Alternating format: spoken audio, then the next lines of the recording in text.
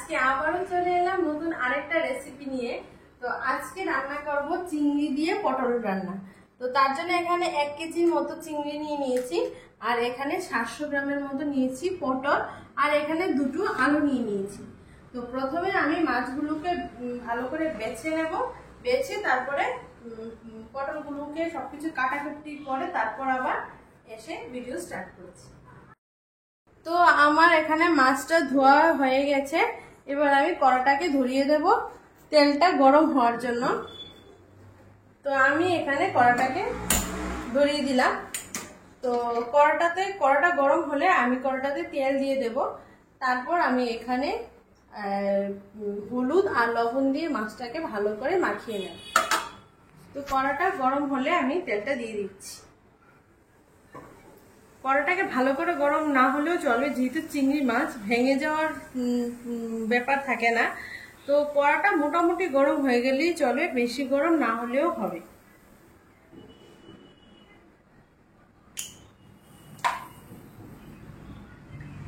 তো আমি এখানে কড়াতে তেলটা দিয়ে দিচ্ছি।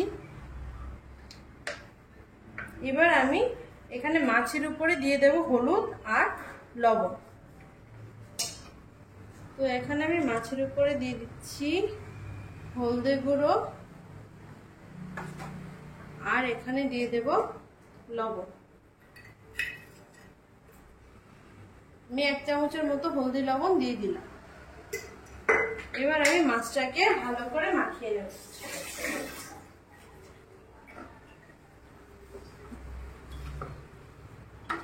হলুদ লবণটা দিয়ে ভালো করে মাখিয়ে নিতে হবে। তেলের মধ্যে দিলেও হয়, কিন্তু তেলে দিলে কি হয় সেটা মাছটা ধরে যায় নিচে হালকা হালকা, তার জন্য আমি একটু মাখিয়ে দিচ্ছি যাতে মাছটা ভালো করে ভাজা হয় আর কড়ার নিচে লেগে না যায়। তো আমার তেলটা এবার গরম হয়ে গেছে, এবার আমি একে একে মাছগুলো দিয়ে দেব। একসাথে দিলেও কোনো ব্যাপার না, এখানে লেগে যাওয়ার কোনো সমস্যা নেই। তো একসাথে অনেকগুলো মাছ দেওয়া যায়। তো প্রথমে আমি কিছু দিয়ে দিলাম, এগুলো ভাজা হয়ে গেলে তারপরে আবার বাকি মাছগুলো আবার দিয়ে দেব। তো মাছটা আমি যেহেতু সবজি দিয়ে রান্না করব, তার জন্য আমি বেশি ভাজবো না, একদম হালকা হালকা করে ভাজবো। বেশি ভাজলে কি হয় একদম শক্ত হয়ে যায়, রাবার রাবার হয়ে যায়, তার জন্য আমি হালকা করে ভেজে নেব মাছগুলো। প্রত্যেকটা মাছ আমি হালকা হালকা করে ভেজে তুলে নেব।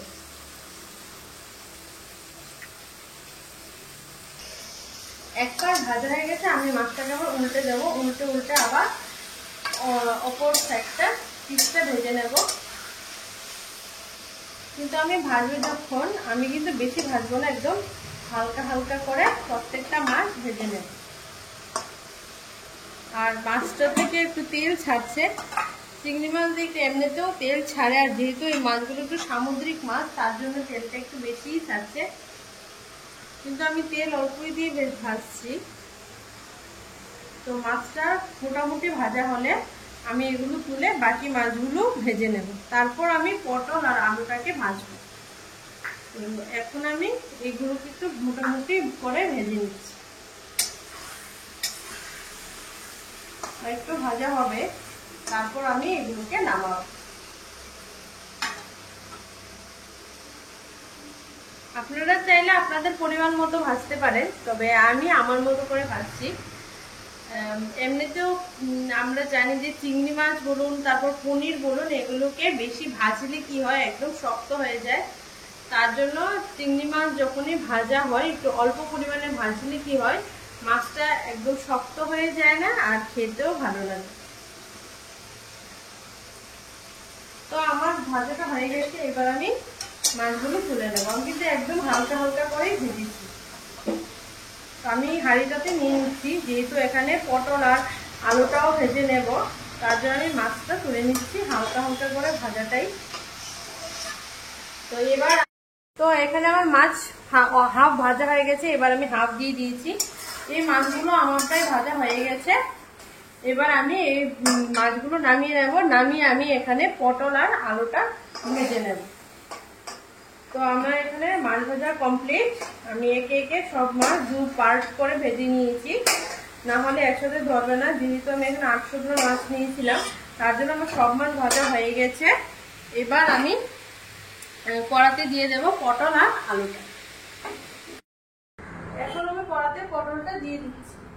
তার আগে আমি এখানে দিয়ে দেব হলুদ, আর এখানে দিয়ে দেব সামান্য লবণ। আগে লবণ আর হলুদ দেওয়া ছিল, মাছ ভেজেছিলাম, তো এখন আবার আরেকটু দিয়ে দিয়েছি পটলটা ভাজার জন্য। তো এবার আমি একে একে পটলটা আর আলুটা একসাথে দিয়ে দেব।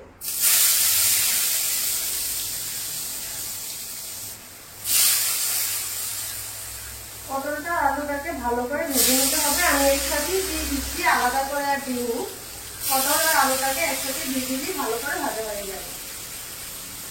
তো পটলটাকে আমি এইরকম ডুমো ডুমো করে কেটেছি, আর আলুটাকেও ঠিক এইরকম সাইজ করে কেটেছি, বেশি বড় করিনি, নাহলে সেদ্ধ হতে চায় না। এখানে আমি সব আলু পটলগুলো দিয়ে দিচ্ছি। আমি আলু পটলগুলো দিয়ে দিলাম সবকটা। এবার আমি ভালো করে এটাকে ভেজে নেব। ভালো করে ভাজতে হবে, নাহলে রান্নাটা ভালো হবে না। তো তার জন্য আমি এখানে আলু আর পটলটাকে একসাথে দিয়ে ভালো করে ভেজে নেব।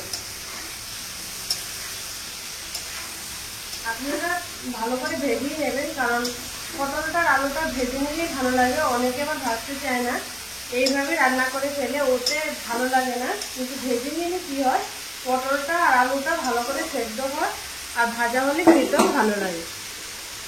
তো আমি তার জন্য পটলটাকে আর আলুটাকে ভালো করে ভেজে নেব। তো দেখুন আমার কিন্তু একদম হাফ সেদ্ধ থেকেও বেশি ভাজা হয়ে গেছে। তো এবার আমি পটলটাকে তুলে নেব। আমি এখানে একটা থালা নিয়েছি, সেই থালার মধ্যে আমি পটলটাকে তুলে নেব। তুলে আমি কড়াতে পেঁয়াজ দিয়ে দেব। ছেঁকে ছেঁকে তুলতে হবে। তেলটা আমি একটু দিয়েছি বেশি করে, যাতে ভাজাটা ভালো হয়। এভাবে না দিলে কি হবে, খেতে ভালো লাগবে না। ভাজাটাই নেই, ভাজাটা যদি না হয় পটল আর আলুর, তাহলে পটল চিংড়িটা ভালো হয় না। তো আমি এবার পটল আর আলুটাকে ভালো করে ভেজে নিলাম। আর কিন্তু আরেকটা কথা আমি বলতে ভুলে গেলাম, পটলটাকে কিন্তু আমি ছিলে নিয়েছি। পটলটাকে আমি ছিলে দিয়েছি এখানে, দেখুন আমি কিন্তু খোসাটা রাখিনি, খোসা ছাড়িয়ে দিয়েছি। তো এবার কড়াতে আমি আরেকটু তেল দিয়ে দেব, পেঁয়াজ দেব বলে। তো কড়াটাকে আমি একটু সিদ্ধ করে দিচ্ছি। এবার এখানে দিয়ে দিচ্ছি, একটু তেল আছে, আমি আরেকটু তেল দিয়ে দিচ্ছি এখানে। এবার আমি এখানে দিয়ে দেব পেঁয়াজ। এখানে আমি 3টে বড় সাইজের পেঁয়াজ নিয়েছি, আপনারা আপনাদের প্রয়োজন মতো নেবেন। তো এবার আমি এখানে সবকটা পেঁয়াজ দিয়ে দেব।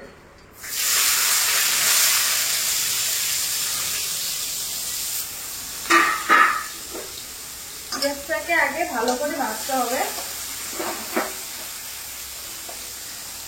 অনেকে পটল চিংড়িতে আদা রসুনও খায়, তবে আমি আজকে আদা রসুন এইসব কোনো কিছু দেবো না।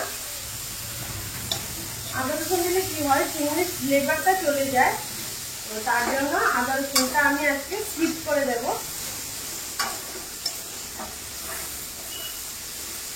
পেঁয়াজটাকে আপনারা এইভাবে কাটলে একটু ভালো হয়, তাহলে কি হবে, পেঁয়াজটা ছোট ছোট পিস হবে এবং ভাজাটাও ভালো হবে। আর সবজি রান্না করলে পটল চিংড়ির সাথে মিশে যাবে। তো ছোট ছোট করে কাটলেই ভালো হয়। পেঁয়াজটাকে এখন আমি ভালো করে ভেজে নেব। এরকম ভাবে ভাজতে হবে যাতে ভালো ভাজা হয়, কিন্তু মানে জ্বলে না যায়, এইভাবে ভাজতে হবে। বেশি জ্বলে গেলে আবার সেটা স্মেলটা ভালো আসবে না, একটা পোড়া পোড়া গন্ধ হয়ে যাবে। তো তার জন্য পেঁয়াজটাকে ভালো করে ভাজতে হবে, কিন্তু যাতে না জ্বলে যায় সেরকম ভাবে। তো আমার এখানে পেঁয়াজটা ভাজা হয়ে গেছে। এবার আমি এখানে সামান্য পরিমাণে জল দিয়ে দেব। আমি জল দিচ্ছি শুধু, আমি গুঁড়া মশলা ইউজ করি বলে তাতে জল থাকে না, তার জন্য। আপনারা শিলনোড়ায় পেশি দিলে তাতে জল না দিলেও চলবে। তা আমি এখানে অল্প পরিমাণে জল দিয়ে দিলাম। এবার আমি এখানে দিয়ে দেবো ধনে গুঁড়ো। ধনে গুঁড়ো এখানে আমি 1 চামচের মতো দিয়ে দিচ্ছি, একটু দিয়ে দেবো। এখানে দিয়ে দিব জিরে গুঁড়ো, আর এখানে একটু দিয়ে দেবো আমি সামান্য পরিমাণে সবজির মশলা, ভেজিটেবল মশলা আমি একটু দিয়ে দেবো, 1 চামচের মতো দিয়ে দিলাম। আর এখানে একটু দিয়ে দেবো 1/2 চামচের মতো হলদির গুঁড়ো। আর এখানে মানে কালারের জন্য আমি একটু কাশ্মীরি রেড চিলি পাউডার দিয়ে দেবো 1 চামচ। আর একটু দিয়ে দেবো যাতে কালারটা ভালো আসে, লাল লাল হয়। আর এখানে দিয়ে দেবো 1 চামচের মতো লঙ্কা গুঁড়ো। আর একটু দেবো মানে 1.5 চামচ দেবো লঙ্কা গুঁড়ো। আর এখানে দিয়ে দেবো সামান্য পরিমাণে লবণ। এখন আমি আগে একবার তেলে লবণ দেওয়া ছিল, তার জন্য আমি এখানে অল্প পরিমাণে লবণই এখানে ইউজ করছি। তো এবার আমি মশলাটাকে ভালো করে পেঁয়াজের সাথে কষিয়ে নেব।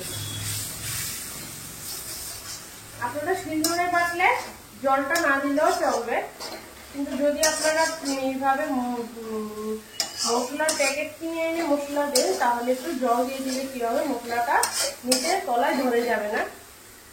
আমি আরেকটু পরিমাণে জল দিয়ে দিচ্ছি, যাতে মশলাটা ভালো করে ভাজা হয়। এইভাবে মশলাটাকে ভালো করে কষিয়ে নিতে হবে। এবার আমি এই কষানোটার মধ্যেই, আমার প্রায় মোটামুটি কষানোটা হয়ে গেছে, জলটাও শুকিয়ে যাচ্ছে। এবার আমি এখানে দিয়ে দেবো চিংড়ি মাছগুলো। এখানে আমি চিংড়ি মাছটা দিয়ে দিচ্ছি।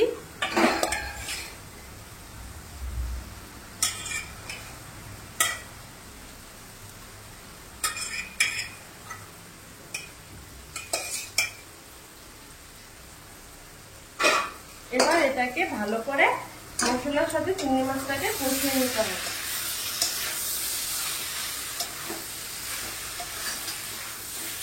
সুন্দর করে কষাতে হবে যাতে মাছটা দিয়ে ভালো করে ফ্লেভারটা আসে, সেরকম ভালো করে কষিয়ে নিতে হবে। তো আমি এখানে চিংড়ি মাছের সাথে মশলাটাকে কষিয়ে নিলাম। এবার আমি এখানে দিয়ে দেব পটলগুলো। আমার এখানে ভাজা পটলটা আছে, আমি এই পটলটাকে এখন আমি এখানে দিয়ে দিচ্ছি।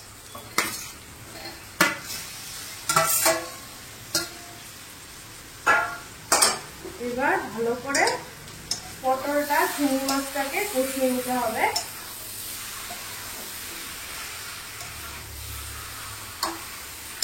আমি পটলটাকে আগে তো ভেজেছিলাম, তার জন্য কিন্তু এখন আরেকটু ভাজবো মশলার সাথে, তারপরে জল দেবো। বেশি ভাজতে হবে না, আমি আগে ভেজিয়ে রেখেছিলাম, যদি না ভাজতাম তাহলে বেশি করে ভাজতে হতো। তো আমরা এখানে মোটামুটি ভাজা আছে বলে আমি এখানে শুধু মশলার সাথে একটু কষিয়ে নিলাম চিংড়ি মাছ আর পটলটাকে। তো এবার আমি এখানে পরিমাণ মতো ঝোল দিয়ে দেব। এখানে আমি পরিমাণ মতো যতটা পরিমাণ আমার জল দেওয়ার আমি ততটাই দিয়ে দেব। আমি আর জল দেব না, কারণ এটা একটু কষা কষাই খায়, তো তার জন্য আমি আর এখানে এক্সট্রা জল দিলাম না। এবার ঝোলটা ফুটে গেলে তারপর একটু সামান্য পরিমাণে আমি একটু ঘি দিয়ে নামাবো। অনেকে এইভাবে নামিয়ে নেয়, তবে আমি একটু ঘি দেব। তো আমার এখানে ঝোলটা প্রায় মোটামুটি ফুটে গেছে। এবার আমি এখানে দিয়ে দেব আর স্বাদ পরিমাণ মতো সামান্য পরিমাণে চিনি। এখানে অল্প পরিমাণ, শুধু মিষ্টির জন্য না, শুধু স্বাদটাকে ব্যালেন্স করার জন্য এখানে সামান্য পরিমাণে আমি এখানে চিনি ছড়িয়ে দিলাম। আর এখানে দিয়ে দেব সুন্দর গন্ধের জন্য অল্প পরিমাণে ঘি। আমি এখানে অল্প পরিমাণে ঘি ছড়িয়ে দিলাম। এবার এটাকে আমি ভালো করে নাড়িয়ে নেব।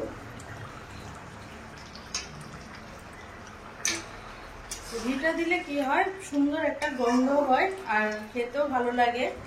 কারণ আমি এখানে গরম মশলা বা আদা রসুন আমি কোনোটাই এখানে ইউজ করিনি, সবাই সেরকম ভাবে রান্না করে।